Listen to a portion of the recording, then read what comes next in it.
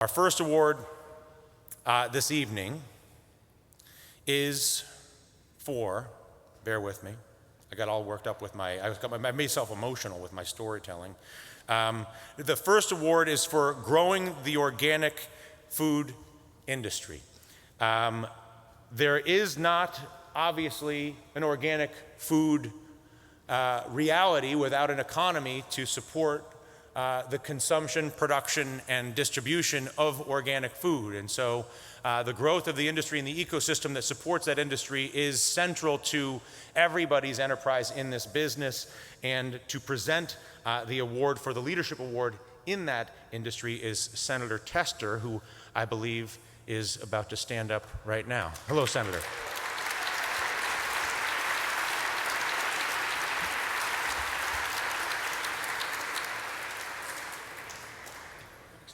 Oh, senators too, by the way. Thank you very much. Pleasure, Senator. Nice to see you. It is great to be here. Yeah, thank you. I want to make a quick observation, and then I'll get into talking about me, because that's what senators do, and then I want to talk about Tom Harding. First of all, the observation. It is really great to see all of you here tonight, because I know for a fact you had to make a tough decision earlier tonight whether to stay home and watch the Republican debate or to come here tonight. And I'm glad you made the right decision. Look, I am the senator from Montana, the senior senator from Montana, but more importantly than that, and I mean this, is that my wife, Charlotte, and I have the unique opportunity to farm the land that my grandfather and grandmother homesteaded and that my parents farmed, and that in the 1980s, the late 1980s, we made a conversion to organic agriculture.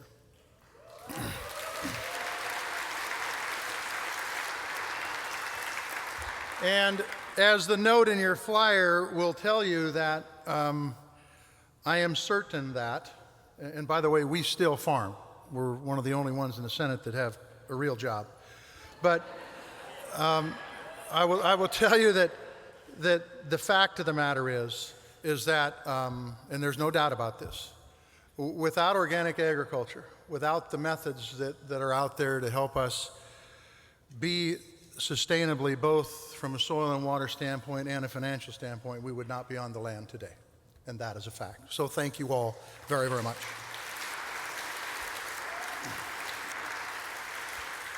And one of the reasons that we were able to make that conversion successful was Tom Harding, the person who's going to get the OTA Leadership Award for growing the organic industry. I don't want to drop a bunch of names, but Quinn's here tonight, so I'll drop his name. He had a big influence on it.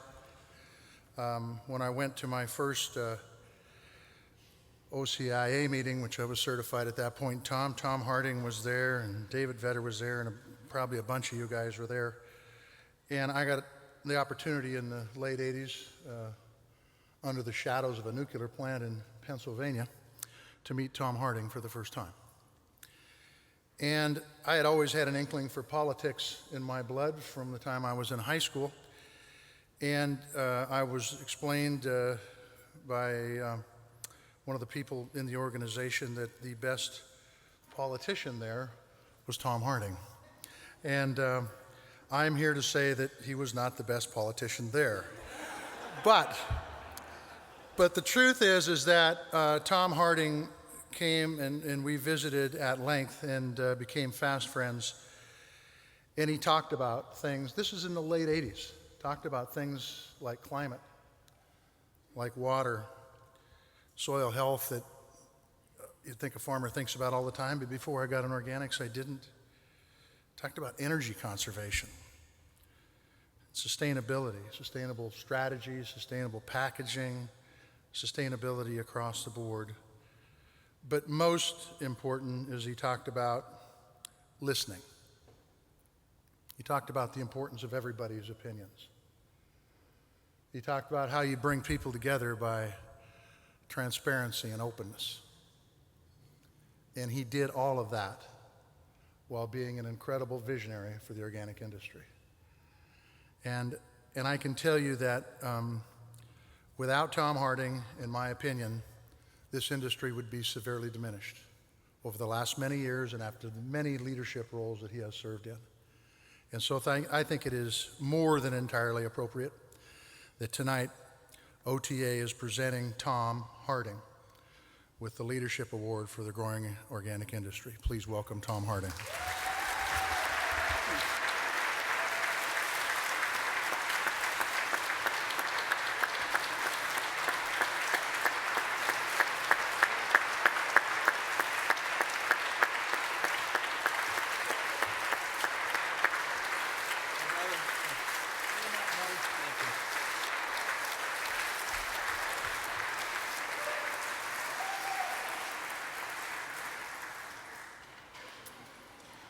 I don't know what to say about that. Except, John, I'm glad you didn't tell the story about us going down to Missouri. I'm so grateful and so thankful to all of you for this special evening. That's okay, Coleman. I see you down there. There's so many people in this room that have made a difference to my life that you can't believe. I mean, how many people can have a U.S. Senator introduce him? And one that I love and care for. Thank you, John. And at the same time, have a family in this room that has been incredibly dedicated to organic agriculture since 1953. The Vetters, with Madam Ambassador as well.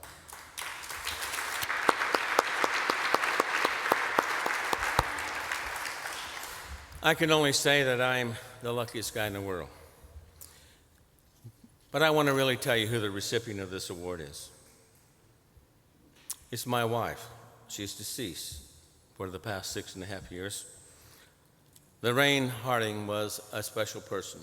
Without her energy and her incredible ability to put things together that made it all possible, I would not have had the freedom to do the things that I did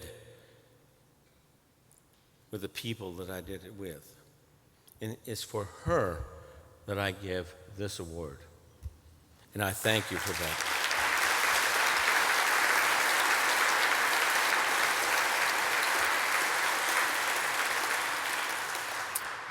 I miss her and love her very much, but I'm looking at another guy, one of my mentors down there, George Seaman. You want to talk about a mentor and an incredible leader? Come on, George.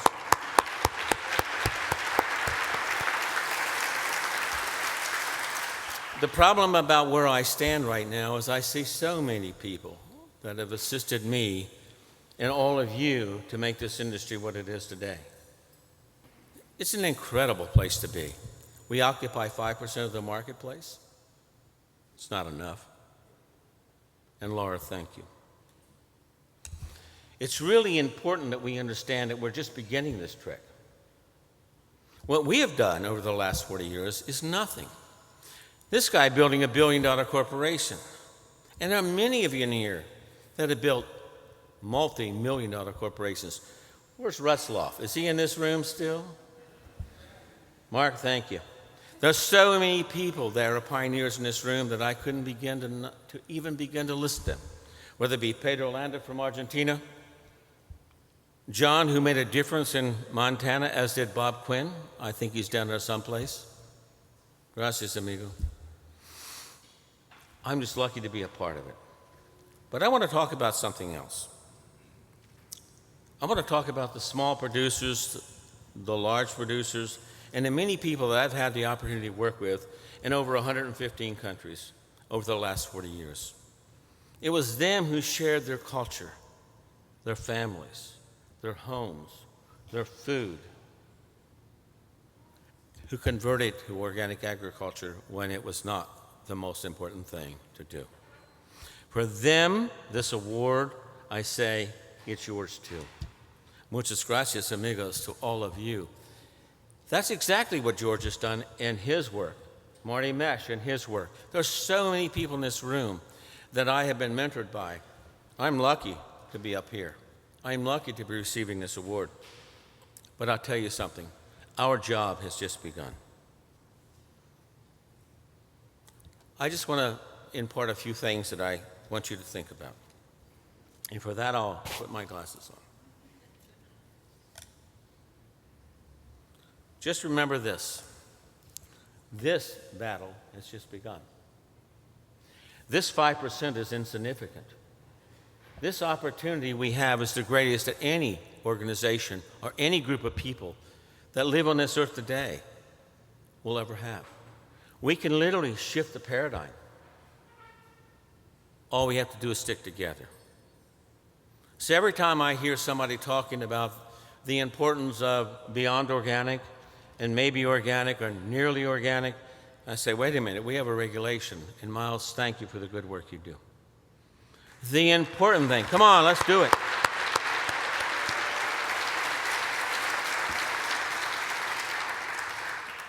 The idea that there's something that's beyond the regulatory process. After all, by the way, I've got to remember I'm one of those founding members of OTA. There are 10 of us. A founding member of OCIA and some other things. And we were the farmers who didn't want to give up our standards, okay? Let me tell you something. The best damn thing we did was to embrace OPA and to support the National Organic Program. It's imperfect, will always be imperfect, but so what? It's ours. What other group in the world has 15 members that sits on a National Organic Standards Board and a National Organic Program that gives a damn about us? We have one in the United States of America. We should be grateful for that. So thank you. I thank all of you for the work you've done. Remember, our industry didn't grow very much until that law became a reality. What's important about that? Well, I've always opposed laws. You know, being a Roosevelt Republican, you know, that's a progressive nowadays, by the way. That's kind of an interesting thing. But the important thing, being a farmer and also people who care about the land, was that we had to be representative. We had to be really concerned. We had to be really engaged. What the National Organic Program did for us was enable us to, all of us, to come together under a common denominator, the National Organic Rules. Whether we like it or not, folks, it's ours. It is imperfect, but that's beside the point. We'll make it better by sticking together. So I just want to share a few other things with you about some of the things that I think we have to think about. And number one I want to talk about is GMOs. As my dear friend sitting down there knows, I have a different opinion about many people. I don't oppose GMOs. I just don't want them to oppose us. I'm not in favor of labeling. I just don't want the DARK Act to become a law. And my senator down there says that's absolutely going to not happen. There will not be a law.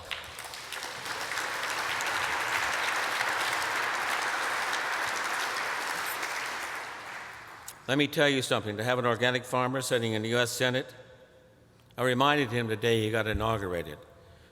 One vote, 100 people, 330 million people. You have an awesome task. Did I say that to you, sir? But we are so lucky to have him sitting in the U.S. Senate. I'm looking down to you, the next recipient here soon.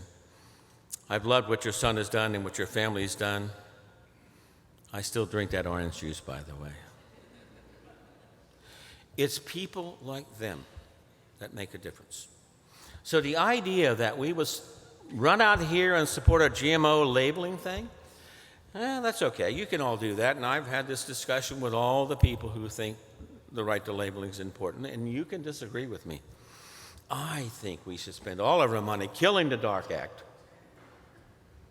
and labeling it produced without GMOs, which we have the right to do already, and educating the consumer, the farmers, and the whole community about the benefits and the values that organic agriculture brings to the table. That's what I think. Is it right?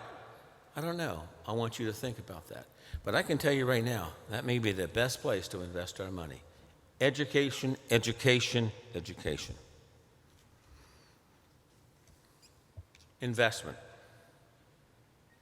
How many of you are really, all of you who have gained so much from the organic community, from organic industry, from the growth of it now, are really reinvesting? Now, all of you in this room are, but there's a lot of people not in this room.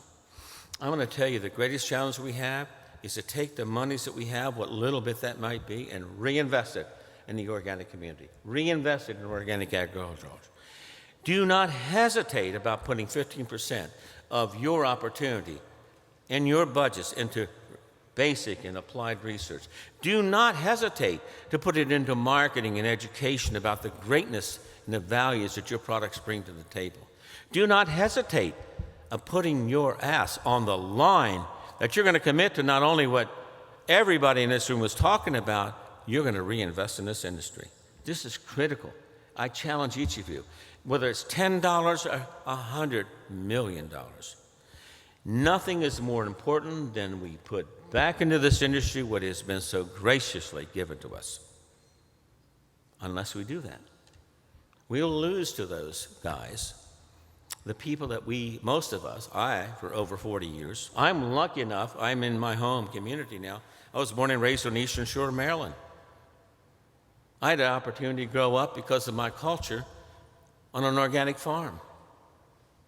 My grandfather said, there will be no World War chemicals on this farm. God bless him. You know what he said else? You can't walk the land and feel it. You have lost its spirit. And your job is to maintain its spirit.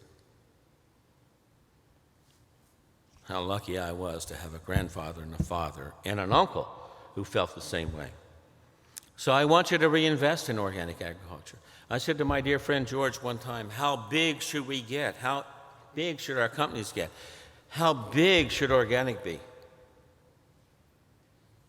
Well, there's an interesting answer to that.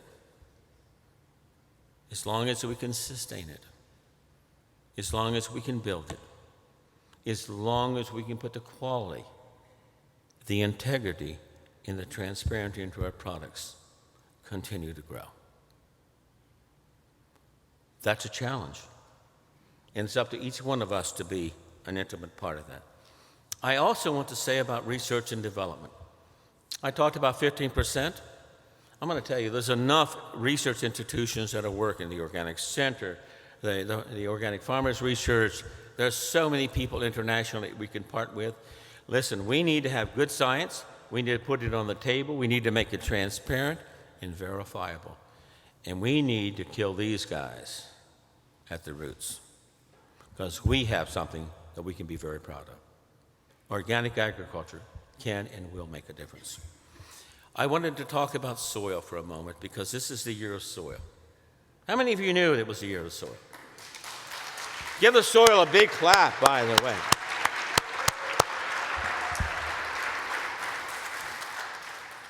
My grandfather said, you will never call it dirt. You will call it the most living thing you will ever touch. He was right about that. So let's celebrate the year of the soil by making sure we protect it in all aspects. Whether we're in the highlands of Pennsylvania, by the way, we're almost 1,500 feet there, or in the mountains of Montana, or in the great, incredible, diminished water areas of the Southwest in California. Someone told me that anemia was going to change all of that. I said, well, I sure hope so, because we haven't done a very good job of managing it. I'm going to tell you that our soil is really important. Maintaining it is really important. We need to continue to raise the base of organic soil management through good stewardship on the farms, whether it be farms in the soil, farms in the water, no matter what. Stewardship is really important to us. Soil is essential. But the next big battle is not soil, even though it's at its lowest peak. What about water? You think fuel is an important issue? Nothing compares to water. I just made a big pass through the whole Southwest where they have no water, where the fires burn like crazy in California, and all the way to the Northwest where they get lots of rain. We have a responsibility to be the leading edge organizations that says conservation, preservation of water and all of our natural resources. So I challenge you, reach out, make a difference. Cheap food, I just want to talk and soon close by. I love those words, premium priced. What the hell are we talking about? There's no such thing as premium price when it comes to organic. When you internalize all the externalities that all the good organic farmers, and by the way, we shouldn't have any bad ones, and if they are, we help them. The idea that we can internalize all the externalities at the farm gate is stupid.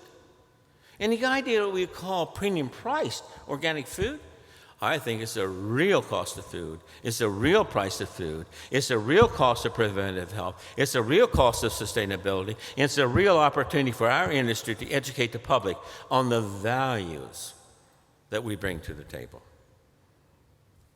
Adopt the idea that the real price is organic. The inverted and subsidized price, the incredible price that never internalizes the externality, are the other fellows. I challenge you to change our language, and I challenge you to think differently. And I thank you for one thing. All of the investment that every one of you in this room have made and continue to make to organic agriculture. So sharing our wealth is really important. Investing and reinvesting in our industry is really important. Supporting basic and applied research is really important. Entrepreneurial development and mentorship and all the things that we can do, they're really important. But nothing is more important than you thinking that the battle has just begun. 5%? Come on. We can do a lot better than that. The idea that we cannot find a conventional product transitioning to organic today is unbelievable, my last point. Transitional organic is a really important thing to us. So I want to encourage all of you to convert all the farmers you can possibly. Provide incentives. Farmer groups that we work with, we give them an additional fee to convert to organic and to transition those years, sometimes 1, 2, 3 years. The idea that we won't pay for those conversions is stupid. In Europe, they used to give a lot more money. I don't know where that stands now. My friend Gerard Herman is in this room, who is one of those pioneers. He could tell you better than I. But I can tell you right now, we need to pay the principal. And the principle is, if you want to transition organic farmers, then you pay them a fair price. Then you encourage them and guide them and mentor them and make sure that all of them have the opportunity to see the other side. The idea that we cannot have farmers, producers of any kind, and I do a lot in the fisheries side, we cannot have farmers who can make a quality of life, cannot have a sustainability, cannot put their families together, share their foods, live in communities in a sustainable way. Subsistence? Words lost. This is not about subsistence. Our big challenge is to lift the entire world out of poverty. Our big opportunities are to take people from where they are. I don't mean by distribution or redistribution. I mean by lifting them up with an economy that gives a damn, that gives them a quality of life at the farm gate, that gives them the opportunity to stay on the land, that gives them an opportunity to make a difference. You see, the opportunity is, if we don't do that, we know the rest of that story. I don't like that story. I don't even like that ending. But I'm going to close by doing something that I probably shouldn't, and I share with you one of the little prayers that I do when I go to the top of the mountain. And it's really funny because I went out the day as I was looking out over top of the harbor at this big fort that sits on top. By the way, how many of you have been to Fort McHenry? Come on, raise your hand. And if you haven't been there, shame on you. It's a great place to go. It's just down the road, 2 miles. But this little place is just across the harbor. And every day when I go up, whether it be on the Appalachian Trail or someplace with all of my friends in this room who like to hike, Rick, Laura, we just came back from Alaska and we hiked everything we could. I always say, Great Spirit, great God, great Earth Mother and Father, thank you for giving us this opportunity. Thank you for making us whole. Thank you for allowing us, as certified organic producers, to deliver a social and economically responsible food. One that cares about people, cares about community, and one that partnership with nature. I thank you all very much. I'm so honored and so humbled. And for all of you that I miss, all of my great friends, I just want to say to you, our job has just begun. May you have a good night.